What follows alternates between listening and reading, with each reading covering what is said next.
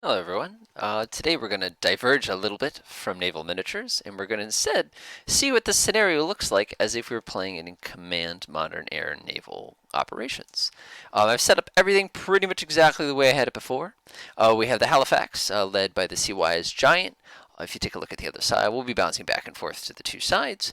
You can see that we have none other than the Nanuchka, and he's on his way once again trying to find where everything is. So I've set everything up again the same way. The CY's Giant is working as navigation radar. We have a helicopter right now that's just about to take off. It's an SH-3 Sea King. But anyway, we're going to go ahead and see how things play out. So I'm pausing right away. As you guys know, since we're using passive detection, we have not detected anything. What I'm hoping to do is use that helicopter to get a confirmation of that. Meanwhile, on the opposite side, these guys are sitting there busy kind of passing and looking and scanning away to detect, if there's anything on their own side. He's spinning up quite a bit of speed. A minute ago, he actually did pick up the radar of the other guy. We're going to see whether or not that happens again. So one thing you do want to keep, there it is. There's a navigation radar, but it's an unidentified navigation radar. Now, one thing that most of those naval games didn't quite get is the problem with identification. So we know that there's a target somewhere out there, and it's a skunk, means it's unknown surface target, that we're going to go to have to track down. The problem is, since we have no way of knowing what kind of target it is, again, if I come up here and hit this button, it's not going to tell me anything. So that's going to complicate things a little bit, as you'll see as we continue. Back to the Blue Force, of course. We have no idea anything that's going on. I have my little helicopter. I'm going to go ahead and order him to move. I'm going to keep him moving pretty quick. I'm going to go ahead and flip his radar on at this time as well. His radar range is very, very limited at this point because he's kind of low to the ground. So he's going to have a heck of a time trying to pick anything up, at least until he gets a little bit higher up. But we'll have to actually see what happens as far as that goes at this time. He doesn't actually possess radar. That's something I forgot about the SH-3, didn't I? So we're going to quickly cheat and we're going to go ahead and add some generic surface search radar. Nothing too fancy. Generic surface search radar. Surface radar, it's pretty limited, so I'm going to go ahead and do that. I'm going to go ahead and flip that sucker on as well. We're going to ignore that. Oop, there we go. Okay, so he's gone ahead and flipped on his surface search radar. Again, this is a little different than the other games because he didn't have surface search radar in the other game. But that's okay. You'll forgive me, I'm sure, someday. His range is obviously going to be improved if we bring him up to a higher altitude. Meanwhile, we're just cruising along here, doing our thing about 10 knots or so. Switching back to the other side, the Nanuchka has detected this, and he's triangulating this particular ship here, and he's pretty confident it's here. We know it's down here. Meanwhile, it's just detected the fact that there is a helicopter radar now looking around for him as well. But he's feeling fairly confident at this point that he might be onto something good here. So not knowing where that target is, I'm going to pretty much place him just like that. I'm going to go ahead and spin up to 34. It's flank speed, which is a lot, but he's got 12 hours of fuel remaining, so I don't think I'm going to have an issue with that at this time. One thing worth looking at is the fact the time is passing in real time. So this battle has been going on for 2 minutes, and you can see at this point we don't know anything, just kind of like we did when we were playing the other games as well. So anyway, he's going to start looking around. Maybe from this point, I'll go ahead and give him a pretty standard zigzag searchy pattern kind of a thing. We're going to try pretty hard not to get too close to the coast of Iran, though, if we can help it, because that would end probably poorly. In the real world, of course, this guy would be picking up ESM contacts from radars pretty much all over here. So, again, things are going fairly well as far as everything we've seen so far. So meanwhile, the Nanuchka realizes that that target may actually be here. It might actually be here. It's actually a lot wider than they expected it. But I'm noticing that it's kind of shifting down the page here, getting closer to this, which hints at me that we probably need to intercept it. So I'm actually going to modify his heading just a teeny tiny bit, and we're going to start heading there like that. Switching back to Blue 4, of course, since we have that super duper limited range of the surface search of that radar, is that part of our, yes, it is part of Iran. Oh, don't want to get that close if we can help it. Okay, there we go, that's better. Probably don't even want to come within 20 nautical miles. So we're pretty good. He's climbing up to altitude. Meanwhile, are blissfully aware of the potential danger that faces it. So we're going to go and fast forward time a little bit here. Now, if we were playing shipwreck rules, we just passed our first maneuver turn, and that is actually about the distance that it came out to be. So I actually find that kind of interesting how that sort of worked out like that. Meanwhile, let's see what these guys are looking at. He's still not confident on what this ship is. He's still not confident on where that ship is. So he's definitely moving to confirm it. We have a fairly good idea where that helicopter is, but we can tell that that helicopter is just not doing a very good job of tracking down where this is. So anyway, we're going to continue. Going, whoa, what's this? We have just identified a surface contact with the surface search radar in the helicopter. This is almost 2 maneuver turns in and shipwreck in at this time. So that's actually fairly much the same as how it happened. Naval Command, I forget, I think there's 10-minute turns, so we'd be on turn 3, so it's not too bad. I'm trying to think, Surface Battle Group is 5-minute turns, so you're in turn 6. So this is a little early. So what I want him to do now is I want him to actually go ahead and try to spy a little bit here on this particular surface target. Now I'm very interested to see what the heck that is. So I'm going to go ahead and order him to actually come down in altitude and see if he can actually track that target. I'm also going to flip his radar off. Why am I flipping his radar off? It's simple, because if I flip his radar off, the other target's going to lose sight of him, but I'm pretty confident I can get a visual sighting on him. Again, a visual sighting is probably going to be about 10 miles away, which is going to be about right there. So I'm actually going to move that just a teeny tiny bit closer, so we get something that looks kind of like this, and then we'll have him shadow him downwards. Meanwhile, the Ninja is keeping his radar off, but now he's lost that beautiful lock he had a minute ago on that helicopter, because the helicopter stopped announcing where he was and what he was doing. So again, things are kind of interesting to see as they're playing out a little bit different. We still know that this other guy is out here though, and getting a pretty good idea of where that target is if we wanted to take a blind shot. But I don't like to take shots, especially in the real sense, without having a pretty good idea of what I'm shooting at. So anyway, let's continue moving. Go ahead up to 15 seconds here. We've lost sight of him, which I kind of knew that was going to happen. Helicopters are very difficult. Ah, there he goes. So what is the magic distance here? It's about 12 nautical miles. So I'm going to have him come here, and I'm going to have him basically kind of do like a little like shadowing arc around him or something like that. There we go. So just taking a look at the time there real quick. We're doing well.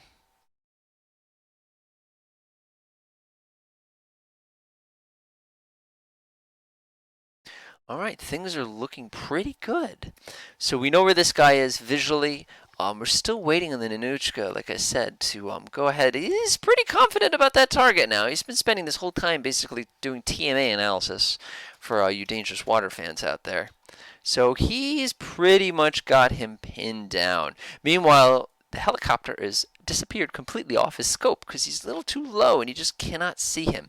But at the very least, we can get close enough to try to pick out. We can identify it as a patrol craft, but we can't identify as which one. I'm tempted to make the helicopter come a little bit closer, maybe on the freak chance that it can identify that vessel, but I don't want to accidentally get shot down if it is a dangerous target. This is already dangerous as it is. You can already see the benefits of doing a double blind game. So anyway, we're going to continue moving here. Moving on to our third maneuver turn. We just hit it. And let's go ahead and take a look at the scenario and see what's going on. So my helicopter, of course, has done a bang-up job of tracking this guy and being like a nice creepy stalker about it. So I'm actually going to order him to keep doing that. But for this, I'm actually going to order him to slow down. We have a fairly good idea how fast this guy's going. He's doing 34 knots. So I can actually order my helicopter to reach speed of 34 knots when we get to this point so we can perfectly track alongside of him without hopefully getting spotted. Meanwhile, we're going to go ahead and continue. We have a fairly good idea of where the target is.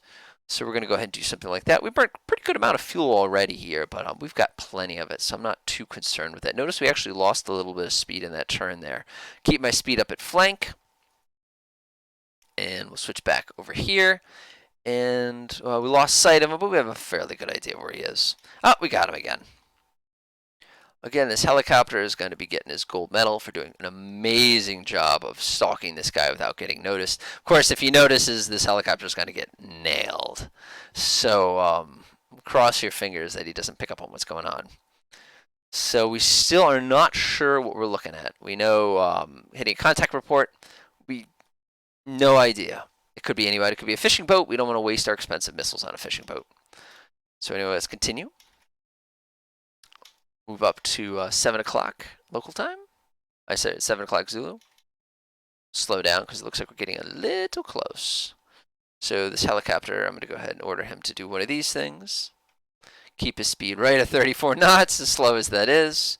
And again, we still have a fairly good idea of where the ship. If he flipped his radar on, it would be game over for the SH-3. So we're going to keep moving here and hope things kind of play out well. Continuing, he's still just cruising along.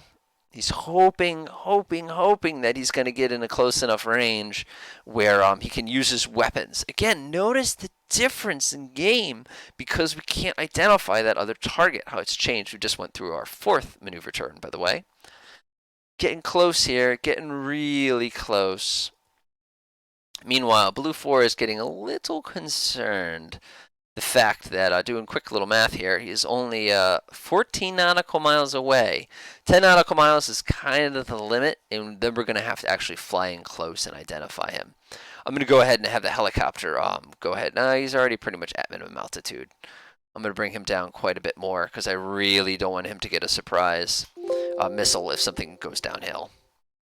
Okay, so now he's nice and light. How's he doing for fuel? He's still got, let's see, 5 hours of fuel. That's plenty. And we're going to continue and see. Spotted. He's hostile. So this is interesting. The Halifax just spotted him and identified him as a hostile craft.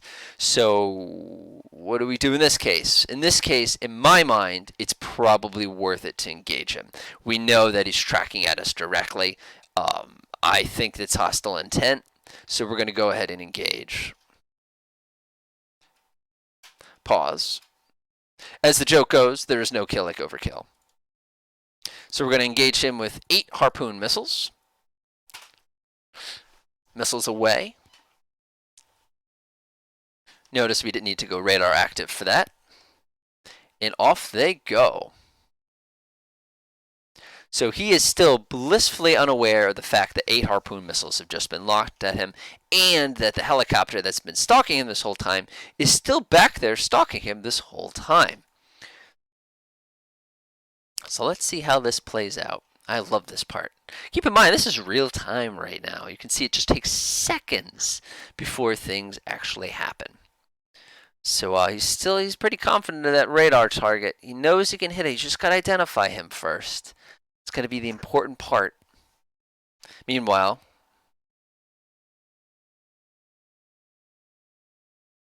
I love this part.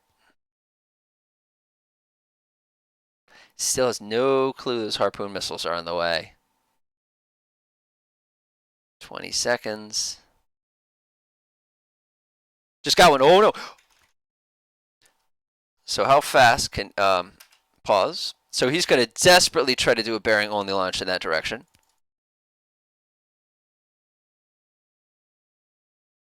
So he's fired all of his missiles as desperately as he can. He's turning hard. He's got his radar on, trying to do everything he can. He spots the helicopter that's been stalking him this whole time. The missiles are on their way. He's gotten one off. He's gotten a second one off. He's firing. Here comes the harpoons. Oh, the radars come on in the Halifax. Third one. Fourth one. Incoming. Fifth one.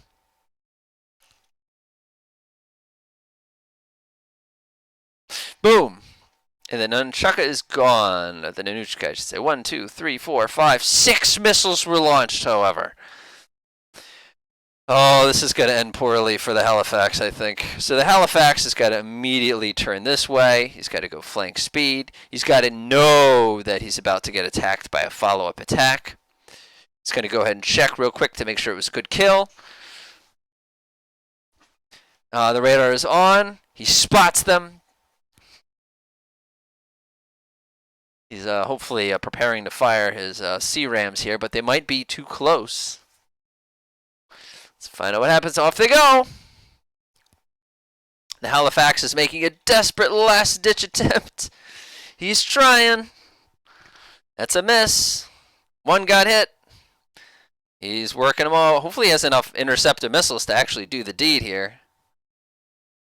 He's running out of missiles. This is going to be close. 2 more missiles. Another missile. 2 more missiles. Hopefully he's got one on the other director. Last. Oh, we got them all. Wow. Had he not turned his active radar on, he might not have had a chance. That was close. I think that was almost cheating, I'm not going to lie. But at the very least, you guys had a fairly good idea of what that would have looked like if we were doing it with maybe harpoon rules or something like that. So anyway, hopefully you guys enjoyed. I can do more work in command if you'd like, but I don't know. Sometimes it's fun to do it manually, so to speak. But that was really, really cool. And you can see kind of how that would play out in a real engagement. I think the big thing here was if the Nanochka had the ability to engage with its missiles early as soon as it detected, it wouldn't have mattered so much. But at the very least, you can kind of see what that looks like. Enjoy.